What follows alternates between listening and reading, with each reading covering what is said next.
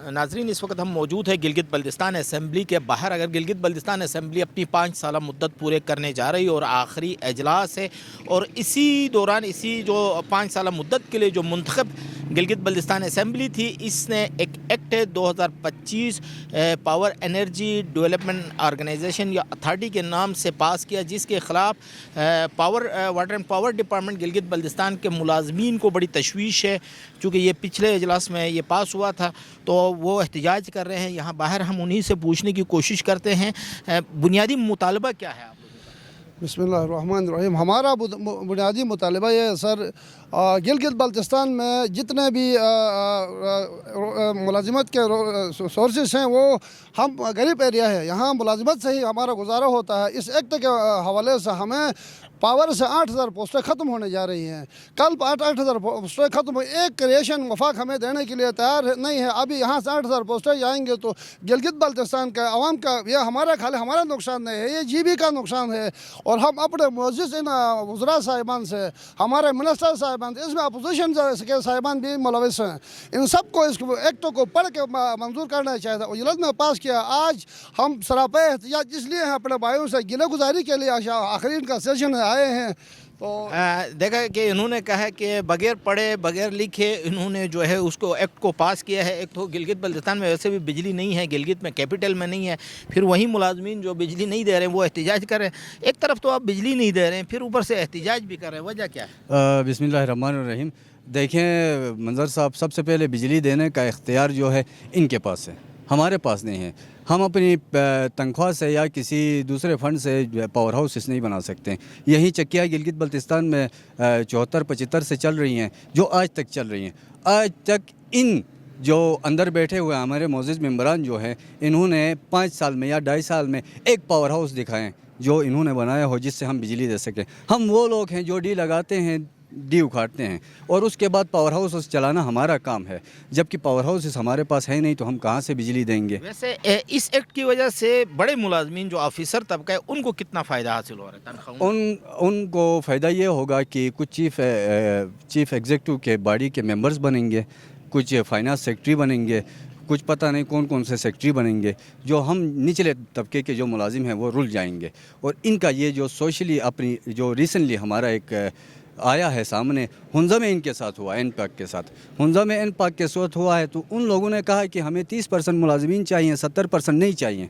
अब वो 70% मुलाजमीन का वो कहते हैं कि वो SNGAD के हवाले करेंगे। SNGAD के हवाले करेंगे तो वो अभी म्यूनसिपल कमेटी भेजें, जिधर भी भेजें, तो वो रूल हमें देते हैं कि 1860 के रूल के तहत आपको हमने इसके आपकी मुलाजिमत सेव कर दी है।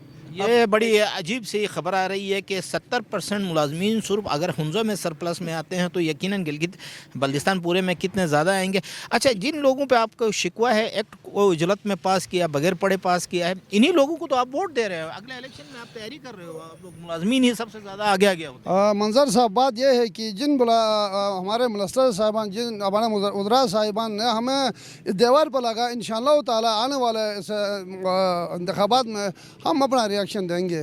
रिएक्शन किस तरह देंगे? कोई नए लोग मुंतखब करेंगे, इन्हीं लोगों को वोट देंगे, इन्हीं के साथ एग्रीमेंट करेंगे? नहीं, कोशिश हमारी ये होगी कि पढ़े लिखे लोग जो हमारे भाई उनको सामने लाएंगे, वो जो भी पढ़ा लिखा बंदा आएगा, पढ़ा लिखा भाई आएगा, एक्ट को पढ़ने वाला कोई बंदा आएगा, उसको हम भरपूर। अच्छा, ये अगर एक्ट फ़र्ज़ करो रिप्लेस नहीं होता, इसमें कोई तरमीम नहीं आती है, तो पावर के जो एम्प्लॉइज़ हैं जो आपके पूरे गिलगित बल्तिस्तान में, वो किस रूट पे जाएंगे, कि एहतिजाज की किस हद तक जाएंगे? हमारा सीधी बात यह है कि हमारा रोज़गार जो है गिलगित बल्तिस्तान का जो है मुलाजिमत पर डिपेंड करता है। हमारी अगर मुलाजिमत नहीं रहेगी तो लाजमी बात है हम रोड पे आएंगे। हम पावर वाले हैं, हम पावर बंद करेंगे।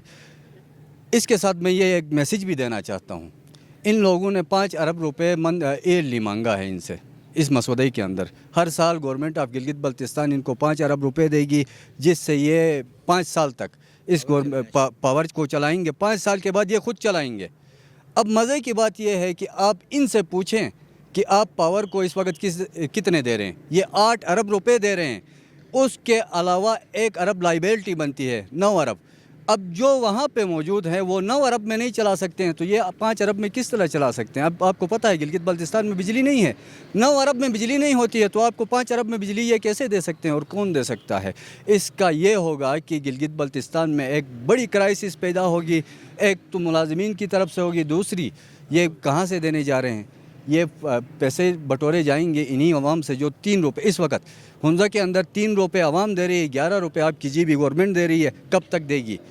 کب تک دے گی گورنمنٹ؟ کل یہ 4 سال 5 سال کا وہ ٹائم ختم ہوگا، اس کے بعد پھر جو گورنمنٹ آئے گی وہ کہے گی نہیں جی، جو اس مسودے میں لکھا ہوا ہے کہ اس میں فی آپ کا 5 سال کے بعد فیس سے 17 سیکشن 17 2F میں لکھا ہوا ہے فی کا ذکر ہے، اس فی سے کیا مراد ہے؟ اس فی سے مراد آپ کا بل ہے، ٹھیک ہے؟ آپ کا بل کل 40-50 روپے تک پھر یونٹ جائے گا تو تب یہ ان لوگوں کو سمجھ آئے گی کہ بجلی استعمال کرنے والا کوئی نہیں ہوگا۔ گلگت بلتستان میں ہمارے لوگ 50 روپے فی یونٹ استعمال کر ہی نہیں سکتے ہیں، یہیں بجلی زیادہ ہے ان کے لیے۔ ناظرین، آپ نے ان کا احتجاج کو دیکھا، ان کے مطالبات کو سنا۔ گلگت بلتستان جو پاور ڈپارٹمنٹ کے ملازمین ہیں وہ ایکٹ میں ترمیم چاہتے ہیں، اگر کسی قسم کی ترمیم نہیں ہوتی ہو تو اس صورت میں یہ جو ہے گلگت بلتستان کی پاور سپلائی جو مین پاور ہاؤسز ہے اس کو بھی بند کر سکتے، یہ ان کی دھمکی ہے۔ جی